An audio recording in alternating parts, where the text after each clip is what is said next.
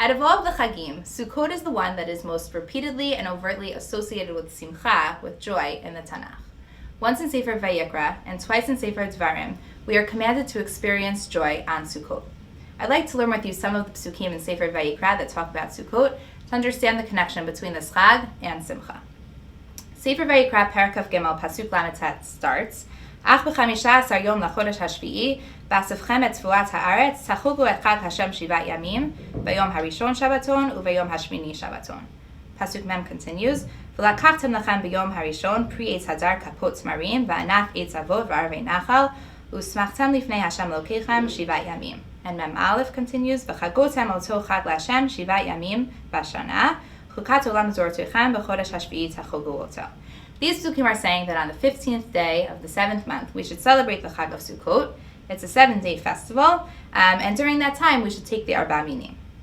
Psukim Mem Bet and Mem Gimel continue, Basukot teshvu shivat yamim, kol ha'ezrach b'Yisrael yeshvu basukot, l'man yidu torotechem, ki basukot, hoshavti et b'nei Yisrael, b'hotzi otam me'eretz Mitzrayim, ani Hashem Elokechem.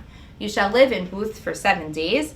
All the citizens of Israel must do this in order that future generations should know that I, Hashem, made the Israelite people live in Sukkot when I brought them out of the land of Egypt, for I am Hashem, your God. These psukim give 2 reasons for the Chag of Sukkot. One is an agricultural reason, and one is a historical reason. The agricultural reason, Sukkot symbolizes the end of the harvest season. It is the time at which we ingather all of our crops, v'asavchem et tfuat haaretz, and we celebrate. The historical reason, we commemorate on Sukkot what Hashem did for us over the course of our 40 years in the desert.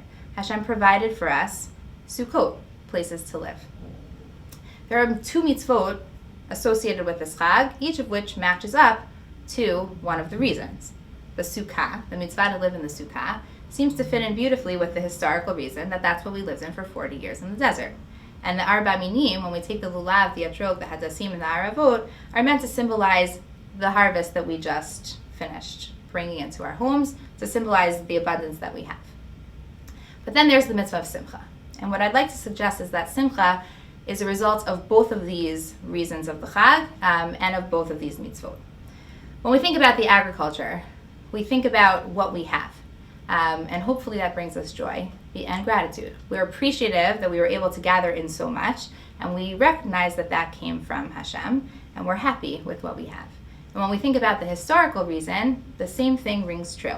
We're appreciative that Hashem brought us through the desert and provided for us for those 40 years. And as a result, we feel a sense of Simcha.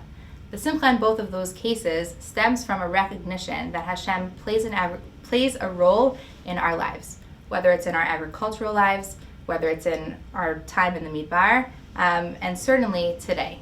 The thought that Hashem takes the time to actively care for each and every one of us is something that leads to, or the Torah tells us should lead to, and we should aspire to feel Simcha because of it.